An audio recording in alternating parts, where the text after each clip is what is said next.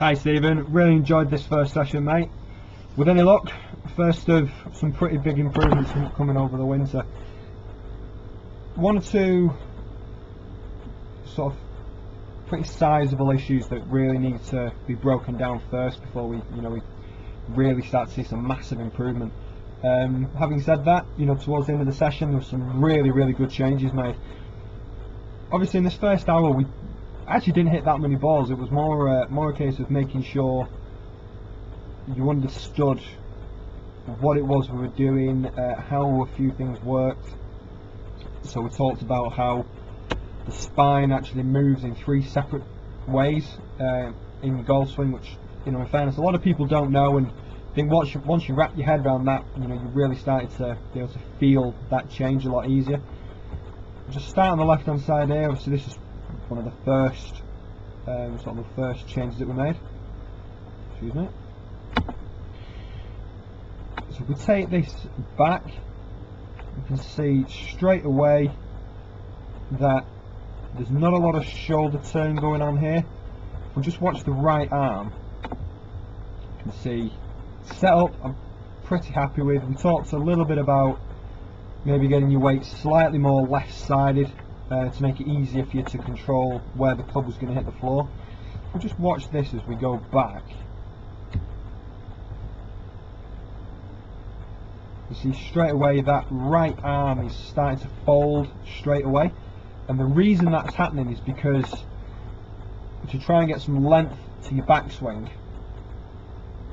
you're having to try and bend that right arm. If we just continue this up, you'll see why. If we get to the top here, you see the right arm's folded straight away, and that is as far as we can get you back, which in fairness isn't a bad effort considering with no real shoulder turn going on. What we would like to see is that right shoulder get behind your head. We want to see that left shoulder working down more. If we just measure that, we're talking less than 40 degrees of turn, so really not a great deal going on. If we have a look at Adam Scott in the middle here, we just take this back.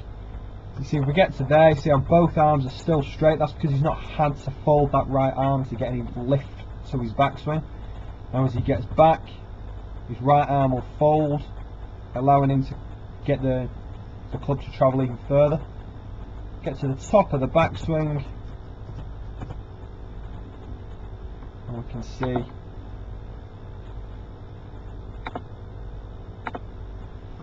Nevis makes no difference, a full 90 degree turn. So it was a case of, why is someone like Adam Scott or any other professional or someone who's playing to a really good standard, why are they making a full shoulder turn and you're struggling? The reason most people get told is oh, you're not flexible enough, and for me that's just not true. The big reason is the fact that Adam Scott, as you can see, if you have a look at his spine here, is he's got a really good extension in his spine. So his spine is basically straight up. We talked about how the spine works in 3 ways. So you've got the shoulders and the spine will turn, will always rotate. Most people tend to do that enough.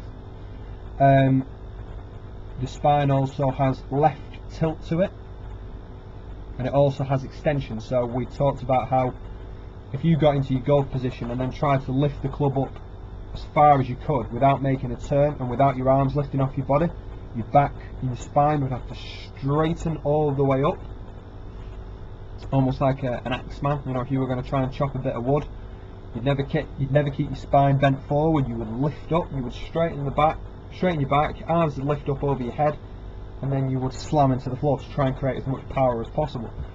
Now, like I said, at the moment you were struggling with that, so a couple of changes that we made. We had your weight a little bit more into your left hand side. We've talked about that because if we look at any golf swing, okay, any golf swing will have a low point. So you can see as the club comes into the ground here, the club's working down, it will then level out and then start to work back up again.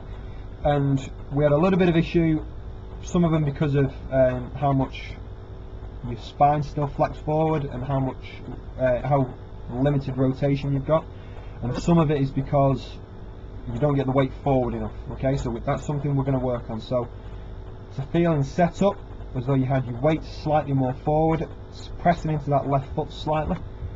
Now if we take this back now,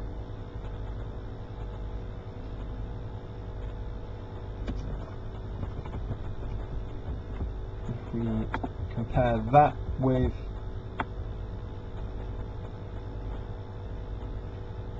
that there, okay, the shoulders are starting to turn more, the right arm isn't folding as quickly as it was doing earlier. That's now because the shoulders are starting to control, excuse me, shoulders are starting to control the swing more, okay. Now so we get back here, like I say, obviously right arm's starting to fold a little bit, and then you can just see you make a real effort at the top here, okay, to try and straighten your spine. The right leg is straightened, the right hip is coming up and behind you, so you've gone from, you know, 36 degrees of turn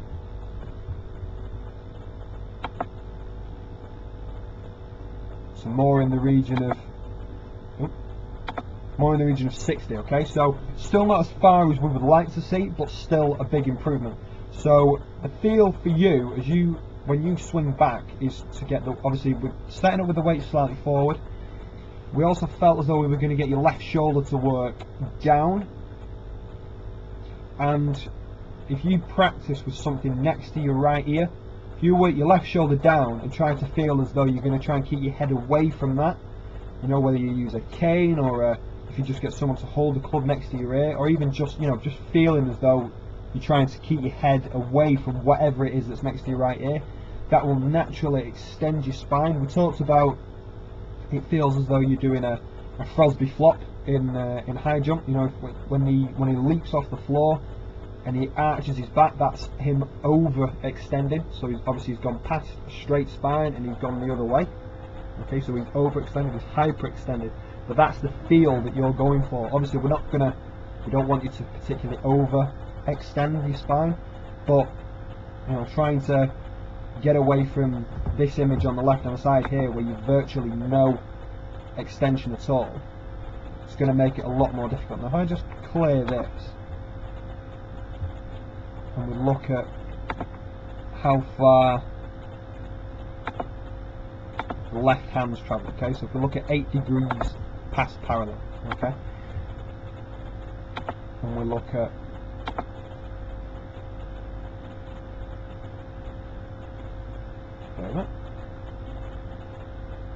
edit then.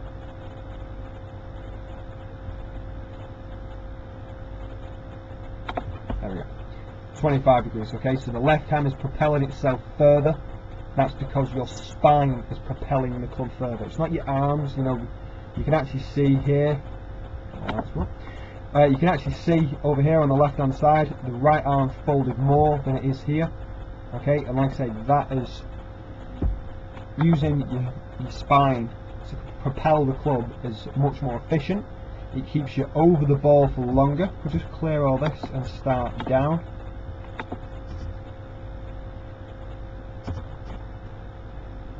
You actually make a pretty good effort of getting club back to ball. We also talked about trying to make sure you hit the ground. Catch this one a little bit thin. But we talk about trying to feel as though you're going to try and hit the ground in front of the ball every time, and that's going to help you to get your weight forward earlier and for longer, and that's going to help you get some more consistent strikes. Really well done, Stephen. Any questions, give me a call. I'll speak to you soon, mate.